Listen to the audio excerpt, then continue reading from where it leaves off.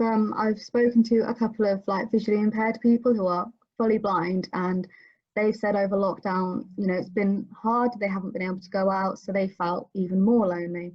Have you experienced people who, you know, have got disabilities or, you know, challenges to overcome more than the rest of us in a way with this? Yeah, absolutely. One of the reasons, you know, I mean, as I said, we have this incredible visitor, you know, COVID secure pod, and one of the most important reasons, not the only reason, because anybody can use it that's using our services, but we have people with dementia, and it's heartbreaking to think that by not seeing their families, they're literally forgetting their members of families. And that is a heartbreaking situation to be in, and it's really important that they connect with their families, because you know it's something that, you know, is really affecting them. And as I said, we have people who are, you know, sort of very reliant on you know, the way that people speak, and they actually, you know, perhaps need to see somebody's mouth moving to know that that person is speaking. So to be able to provide something like that at this time has just been, you know, just so important. And I know that, you know, it's going to be used not just now but in the future as well for other situations, and we don't know, none of us know what's around the corner with this next year. We're all, you know, hoping and, you know, believing that things are going to be okay. And you know, obviously, you know, it's important that we, you know, work together to work to a new future, but who, you know, we'll probably have a big use for something like that, you know, as time comes in the summer and stuff. So but yeah, I mean, we've had a lot of people really respond absolutely appropriately and completely brilliantly to the I think that ability to change with a bit of encouragement from our, you know, staff and from each other. I think the bringing together of each other. We had people who where they would come to the Day Opportunities Centre when it was closed, and they would come and they would cook together, and they would you know, it was a time when they supported each other in that way. So yes, they've been continually improving their independent skills and stuff like that, and carrying on with their activities. And we brought all the Day Opportunities to their homes, because activities like that keep people going. Otherwise, it's a very long day. It's, you know, people need engagement. I think that's perhaps why school children are suffering a little bit, because when you have that level of engagement and hobbies and activities, it's really important. It's really important to keep that going. People have changed, people have grown, people have learned to adapt the way that they are communicating with others as well. There are other places that provide opportunities for people to see their families in a COVID secure environment.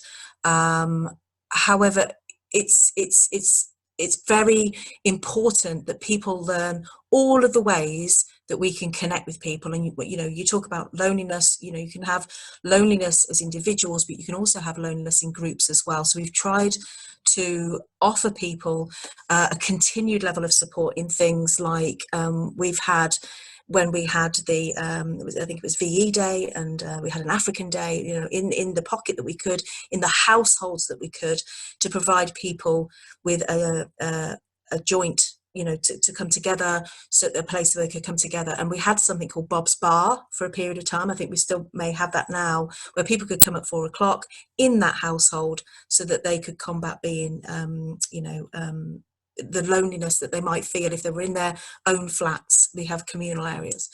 So with regard to growth, we've had to pick up on technology. Really, we've had to really encourage people to video calls, Facebook messages, Zoom, FaceTiming, you know, the whole. It's been a really exciting time in that way as well, and to see the joy on people's faces when they are, you know, talking to their family members in new and exciting ways, which have enabled them to communicate differently as well, which they will continue to do. They'll continue to do that when they need to. Obviously, you know, the pandemic, it's been going on for nearly a year now. Have you noticed an increase in the amount of people needing you than there was before the pandemic, or would you say it's roughly the same? I think there'll always be a need for people to have independent living, and I think we are always looking for people to join us as customers and clients. There is an awareness now of people having more experience of knowing people that might need the kind of support that we offer. So in that sense, we are reaching out to more people, and we are, for example, growing our Facebook group incredibly, our Facebook page, and the people that come to see us as what we do, and that's developing all the time. We're increasingly employing new, staff. We've got jobs at the moment for support workers and for care workers and stuff. So as far as the charity, it's developing in the way that it does, but also the way that we reach out to our community as well. And it could be we've reached out to new volunteers, and volunteers have come to see if they can help in ways that perhaps weren't available before. So yeah, I mean, it's certainly been a very challenging year for everybody, and I really understand that, I guess. And so working from home for me, I've really seen the benefits of the Facebook group that we have for the people that we support, and specifically people that work at New Directions, because I feel connected to the people who I'm with. I see photographs pop up, and I just think, I know what so and so is doing. I know how I've just interviewed a gentleman just recently about his experiences of going to college through lockdown. And obviously, as you well know, that's been a very different experience, learning his courses online, practical work online. So it's there's just so many different, it's almost like it's opened up a whole new arena. And I think now we're getting to the point where we've now adapted to this. I think it's really good to hear that, you've still kept in contact with people really that use you, and you've got that community. As you said, it's weird not being able to see your family or your friends in the way we would. And what would you say to people who are struggling with loneliness, or they feel some sort of disattachment? What would you say to them, whether it's just talk to a friend or reach out for sort of proper support? What would you say to encourage them? Yeah, I mean, I think it's really important to reach out to people. I think it's essential to be honest with how you're feeling through all this process, because you'll find when you do reach out to somebody that other people are feeling exactly the same. This sort of a bit of darkness that there is, and trying to lift people up. Looking forwards, we don't know how long we're going to be living like this. We don't know whether there are going to be tighter restrictions or when it's going to be lifted. How are you sort of coping as an organisation with having to, plan for things, try and keep operating? How is it working out? I think the only thing you can do as a charity or as a business, in my understanding, is to get as much information as you can. Get as much information as you can, because with you're going to have more knowledge to be able to make the decisions about what you need to do in the future. So yes, we all have things like business plans and strategies and all of this sort of stuff. And I would believe that the idea is to have it with wobbly edges, a little bit flexible, so that you're planning to do this, this and this, but then if that, alternative strategy to fit into place.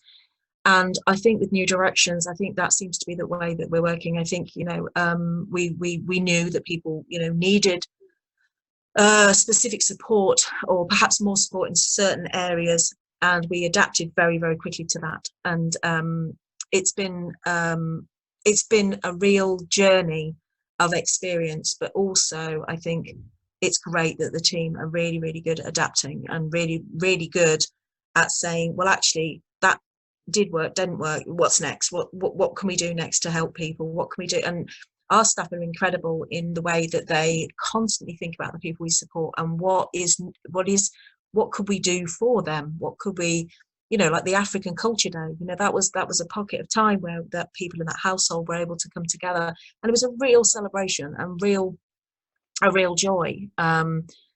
And so there's always going to be something that is going to crop up, we all kind of knew there was going to be this third lockdown, but weren't quite sure what was going to go on, and now we're in it, and now we're thinking, okay, so now we've crossed this bridge, now what's next?